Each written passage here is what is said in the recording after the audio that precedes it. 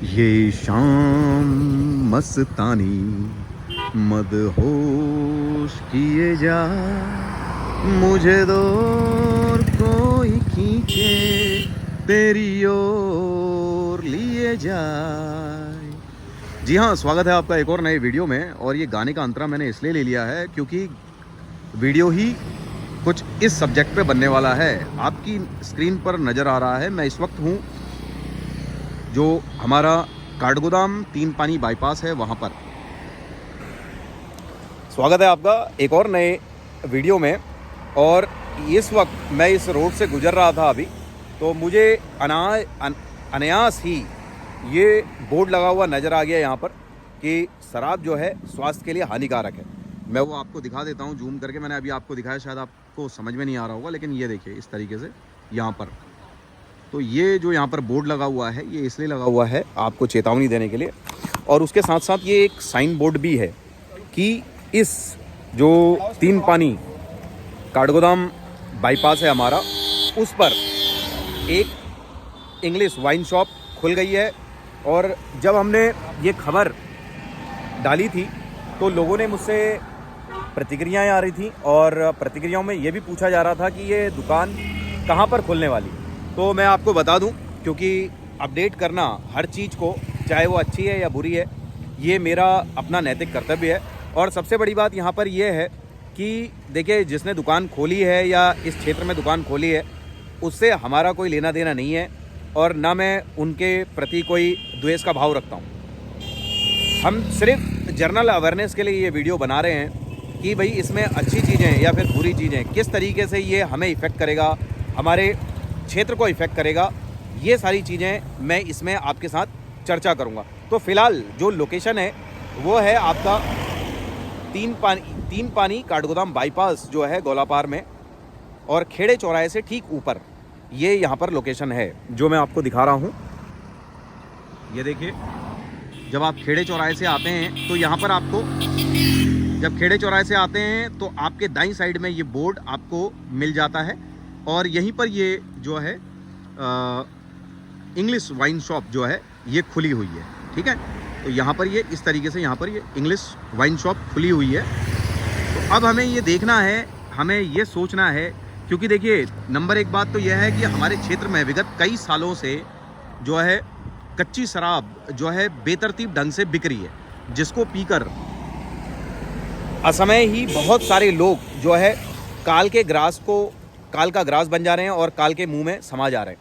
तो यहाँ पर एक बात ये भी है कि हमें ये भी सोचना होगा कि इतने सालों से, कई दशकों से हम जो अवैध जहरीली शराब है उसको रोकने में असफल रहे हैं। तो यहाँ पर सवाल ये उठता है कि ये किसकी नाकामी है, कौन इसके लिए जिम्मेदार है पूरी तरीके से, कि जो जहरीली, जो कि वैध शराब नहीं है, उस अवैध शराब इतने सालों से हमारे गोलापार में बिक रही है, तो उसके लिए कौन जिम्मेदार है, और जो लोग असमय ही अपने परिवारों को छोड़ के चले गए हैं उसके लिए कौन जिम्मेदार है। तो देखिए, मैं बात यहाँ पर कुछ फैक्ट्स की करने वाला हूँ कि क्या होने वाला है। जैसे ये हमारे सामने जो वाइन शॉप खुली है, इसके अच्छे परिणाम और बुरे परिणाम किस तरीके से होंगे वो मैं आपके ऊपर छोड़ता हूँ। लेकिन उससे पहले मैं एक चीज़ आपको क्लियर करना चाहता हूँ कि देखिए, हमारे क्षेत्र में कई सालों से एक तो कच्ची शराब तो बिक रही है जो जहरीली शराब है, उसके साथ साथ दुकानों पर भी आपको ये जो इंग्लिश की शराब है, यानी कि विदेशी शराब है, वो मिल जाती है।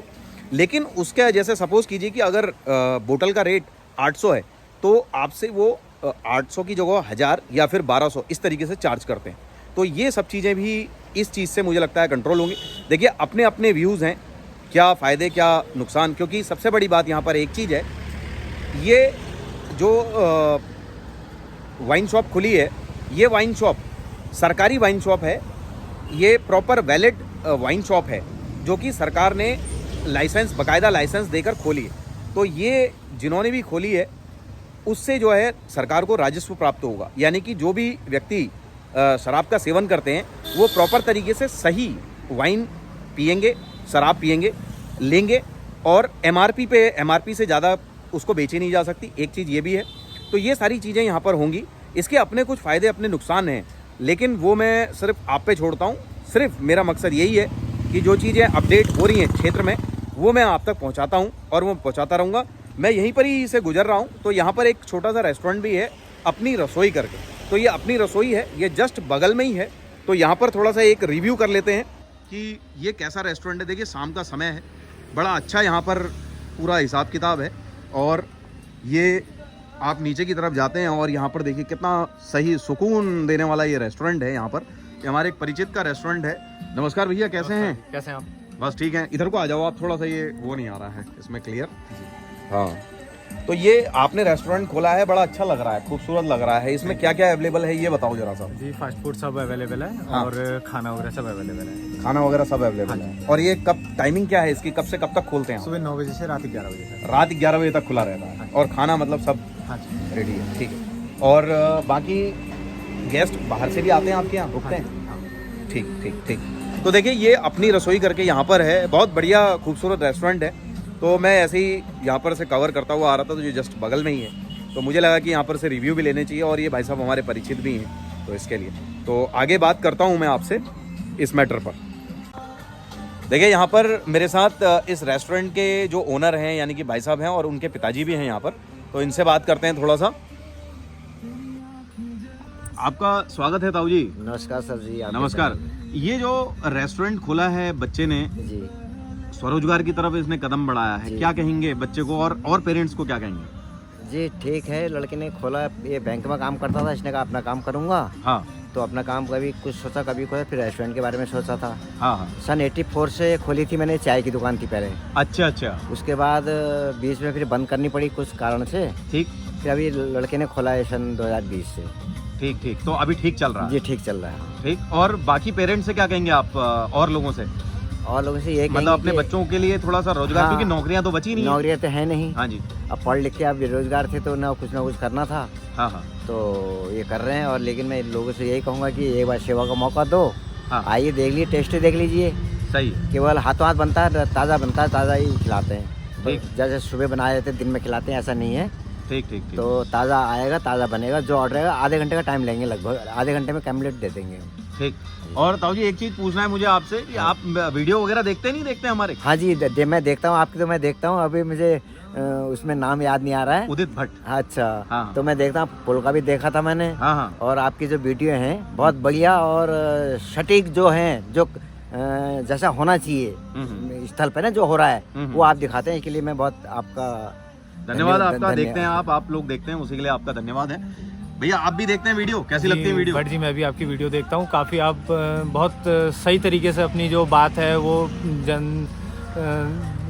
लोगों तक पहुँचाते हैं। और जो समस्या है, जन समस्या है, वो भी आप उस पर हर मौके पे आप खड़े रहते हैं। चाहे पुल का मुद्दा हो, चाहे सड़क का मुद्दा हो, कोई भी मुद्दा हो, आप वहाँ पे बिल्कुल नेताओं के साथ, पब्लिक के साथ कंधे से कंधा खड़े रहते हैं बिल्कुल आप। ठीक जी। बस आप ही लोगों का सपोर्ट है ये, तो बाकी मैं इसी तरीके से चीज़ों को लाते रहूँगा आपके सामने। जी जी। ठीक। तो ये है अपनी रसोई, यहाँ पर आएँ और एक बार इनको सेवा का मौका दें और टेस्ट जरूर करें यहाँ पर। और बहुत ही खूबसूरत ये रेस्टोरेंट है। तो व्यूअर्स, जितने भी लोग आप ये वीडियो देख रहे हैं, ये वीडियो और ये चीज़ें आपके साथ शेयर करने का मेरा मकसद एक ही है कि जो हमारे क्षेत्र में हो रही गतिविधियाँ हैं, मैं उनको आप तक लाना चाहता हूँ। और सबसे बड़ी बात है, देखिए कोई भी चीज़ हमारे क्षेत्र में होती है तो उसके सही और गलत दोनों परिणाम होते हैं, जिसको हमको देखना होता है। और अपनी बुद्धि और विवेक के अनुसार हम चीज़ों को उस दिशा में, उस नज़रिए से देखते हैं। मेन चीज़ यह है कि हमारा समाज किस दिशा में जा रहा है, किस डायरेक्शन में हम लोग जा रहे हैं, ये बड़ा सोचनीय विषय है।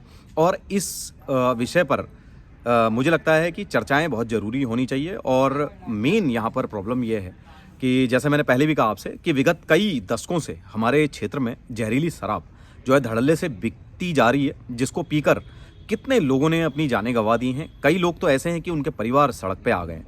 तो मेरी आपसे इस रिक्वेस्ट है इस वीडियो के माध्यम से कि कम से कम इस जहरीली कच्ची शराब का सेवन तो आप लोग बिल्कुल ना करें।